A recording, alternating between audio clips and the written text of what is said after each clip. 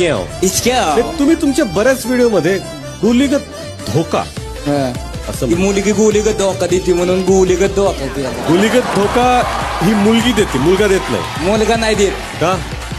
मुलगी गद्दार मितलं दिलदार खाऊन गुलीगत मॅक्सिमम शॉट टाकतो गुलीगत. बिग बॉस मराठी सीझन गेला तेल लावत. आपल्याला असं पण काय फरक पडतो सीझन कुठला चालू आहे. यावेळेस मराठी इन्फ्लुएन्सरचं नशीब उघडले, म्हणजे त्यांना सिरियलवाल्या ऍक्टर सोबत भांडायचा मौका मिळालाय. समजतंय का तुम्हाला? सूत्रांकडून माहिती मिळाली की बिग बॉसनं सगळ्या रील स्टारला अप्रोच केलं की आमच्या घरी या, पण कुठलाच रील स्टार बिग बॉसच्या घरी गेला नाही. का माहितीये का?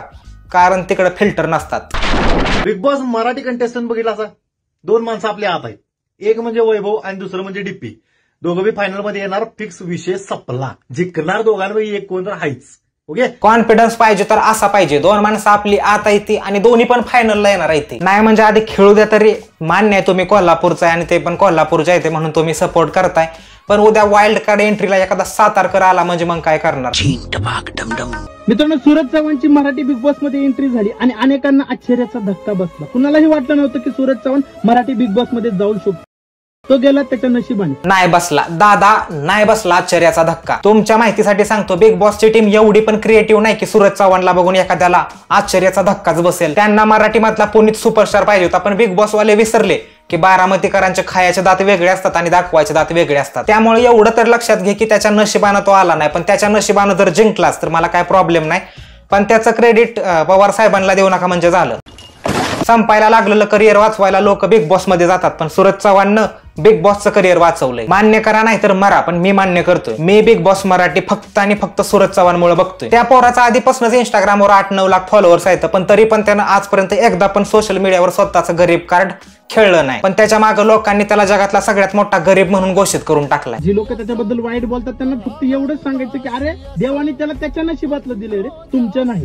त्याच्यामुळे त्याला सपोर्ट करा. तो सुद्धा आपल्या मधला एक छोटासा क्रिएटर आहे, तो सुद्धा आपल्यासारखा सर्वसाधारण आहे. आय रिपीट मित्रांनो, अचानक एंट्री नाही होत, लय गोष्टी असतात. ती काही लॉटरी नाही जी अचानक लागल. पण सूरज चव्हाण एक एंटरटेनिंग कॅरेक्टर आहे आणि ओरिजिनल पण आहे. त्याला जमलंच, त्याच्यानं झालंच तर तो बिग बॉस जिंकल. पण नाही असू द्या ना, आम्ही 15 वर्ष झालं आशा ठेवली की पवार साहेब एकदा तरी पंतप्रधान बनणार, मग सूरज चव्हाण बिग बॉस जिंकणार म्हणायला काय चालतंय? तो एक चांगला एंटरटेनर आहे, चांगलं खेळतोय म्हणून मत मागा. उगाच त्याला गरीब गरीब म्हणून कशाला मत मागताय? एका गरीब मुलाला सपोर्ट करण्याची.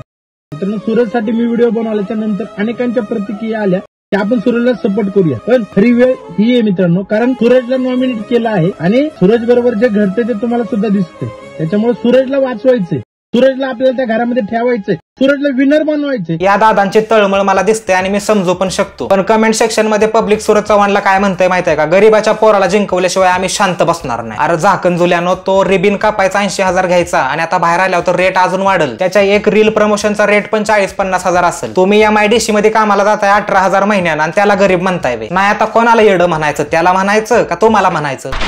व्हिडिओचा विषय थोडा बाजूला ठेवा, हा आपला कॉन्टेंट आहे. पण जोपर्यंत सूरज चव्हाण बिग बॉसच्या घरात आहे तोपर्यंत सगळी गाणी वाजणारचा फुल सपोर्ट सूरज चव्हाणलाच असणार. लावा ताकद, वोट करा, भरपूर वोट करा. भाऊ बाहेर नाही आला पाहिजे कुठल्याच परिस्थितीत. पण बिग बॉस बघून आणि बिग बॉसला रोस्ट करून घर नाही चालत. त्यासाठी आम्हाला हे सगळं करायला लागतंय. आयुष्यात सगळ्याच गोष्टी सिरियस नसतात घ्यायच्या, पण एल्विश यादव, राहुल गांधी नंतर ऑनलाईन सपोर्ट सगळ्यात जास्त कोणाला भेटला असेल तर तो आहे सूरज चव्हाण. आतमध्ये असलेल्या सगळ्या कॉन्टेस्टंटची एक वेगळीच लेवल आहे, पण सूरज चव्हाणची बाहेर सिस्टीम आहे की सिस्टीम. मी जनतेचा पुढारी, छोटा पुढारी. त्याच्यामुळे 2 आमदार पडलेत म्हणला तो त्याच्या एक असेल ते, आणि ते बी आमच्याच तालुक्यातले.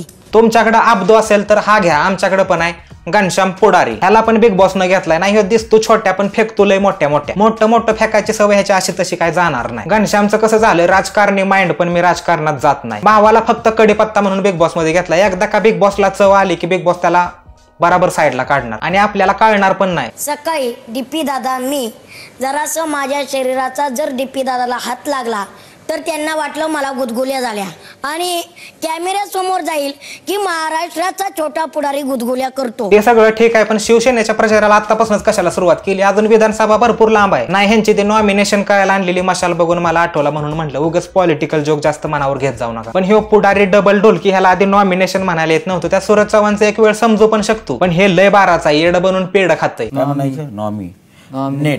नॉमिनेट इंटरनेट म्हणतोस ना. नॉमिनेशन त्याला प्रोनाऊन्स करता येत नव्हतं, पण आता बरोबर सगळं येतंय. ह्याला गुदगुल्या केल्या म्हणून ह्यानं नॉमिनेशन केलं आणि रिझन पण काय दिलंय. उगाच ह्याला छोटा पोटारे नाहीत म्हणत, ह्यानं आमदार पाडलाय. आणि ते बी आमच्याच तालुक्यातले. ते डीपी दादांना जरा सांगायचं होतं की ह्याच्यावर वरचीवर जरा लक्ष ठेवा, नाहीतर कळलं टॉयलेट मध्ये गेलं आणि तिकडच फ्लश झालं.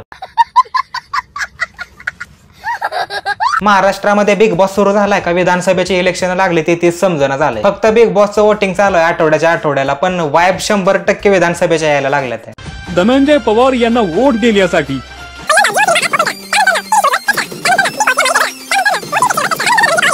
डीपी दादाच्या टीम मधनं कोणी जर व्हिडिओ बघत असेल तर बघा, वारं सुटलंय आणि सुटलंय ते फक्त आपलंच आहे. बिग बॉसची ट्रॉफी जर कोल्हापूरला गेलीच तर एकदा मग विधानसभेचा पण फॉर्म भराच. नाही एवढ्या प्रचारात तुम्ही आमदार पण बनचाल, काय सांगावं. आणि ते बी आमच्याच तालुक्यातले. बघा डीपी दादा, तुम्ही लय चांगलं खेळत असाल, तुम्ही लय भारी आहे, मला मान्य आहे, तुमचे सपोर्टर पण जास्त आहेत, पण तरी पण आमचा सपोर्ट शेवटपर्यंत सूरज चव्हाणलाच राहणार. काय आहे ना, फलटण आणि बारामती म्हणजे कसं आहे, बांधाला बांध असल्यासारखं, उगाच बांधाची भांडणं नको. त्यामुळे full support to Suraj Chavan आणि full voting to Dhananjay Pawar. फक्त ते एकदा बाहेर आला की नावाचं काहीतरी करा. ते पवार आणि पवार मध्ये मला 2 वेळा व्हिडिओ शूट करायला लागली, लय अवघड होतंय.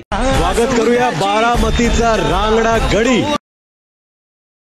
अभिनेता वैभव चव्हाण यांचं. बारामतीचा रांगडा गडी नाही म्हणजे 2 जण बारामतीचेच, ते पण भाऊकीतले आणि ते पण एकाच घरात. नाही म्हणजे बारामतीसाठी हे काही नवीन नाही, 2 आमदार आणि 3 खासदार एकाच घरात असायचं रेकॉर्ड पण ह्यांच्याच नावावर आहे. अरे कसा आहेस तू, बरा आहेस का, काही अडचण आहे का, मला येऊन भेट. मस्त आहे दादा, मजेत आहे, जास्त माझ्यावर काय लक्ष देऊ नका. एवढे सगळे कॉन्टेस्टंट बिग बॉस मध्ये त्यातले 4-5 सोडले तर मला कोणच माहित नव्हतं. पण लोकांना अरबाज आणि वैभवची केमिस्ट्री पटली नाही. माझं काय म्हणणं माहितीये का, तुम्ही दोघं बायोलॉजी ट्राय करा, तुमच्या दारूचा खर्च मी करतो. यानंतर मला बोलायचं होतं की कोकणच्या हृदयातल्या मुलीबद्दल, पण तिच्याबद्दल जर तुम्हाला जास्तच माझ्याकडून काय ऐकायचं असेल तर या व्हिडिओचा पहिला पार्ट बघा, मी रविवारी अपलोड केलाय तो. अंकिता वळवळकर ह्यांच्यावर मी एक डेडिकेटेड व्हिडिओ काढणार आहे पुढच्या रविवारी, जर त्या ह्या रविवारी टिकल्या. सॉरी, आता ही व्हिडिओ मी रविवारच्या आधी शूट करतोय, त्यामुळे हा व्हिडिओ येणार आहे बुधवारी. वीकेंडच्या वारमध्ये तर ह्या घरात राहिल्या तर पुढच्या रविवारपर्यंत ह्यांच्यावर एक डेडिकेटेड व्हिडिओ काढू, आठवडाभराचा कॉन्टेंट शोधून. आमचं कसं आहे, आम्ही पार्ट्यांचे स्टार प्रचारक आहे, त्याच्यामुळे आमचं चालतं. तुम्ही चॅनलला सबस्क्राईब करून घ्या, कारण बिग बॉस नंतर कोण आहे, सगळे गाणी वाजणारच आहे फक्त. आणि माझं जर असे बिग बॉस सोबत डिस्कशन चालूच होतं की वाईल्ड कार्ड म्हणून कोणाला एंट्री द्यायची, आणि ठरवलंय आम्ही. आणि तुम्हाला मंडळाचे सभासद व्हा सांगितलेलं कळत नाही, आपलं सरळ इंग्लिश मधनं सांगतो. सबस्क्राईब करा चॅनलला, लावा गाणं. तू शांती ठेव, पण मी त्या रंगेला पटवणार आहे. काय दान काय तो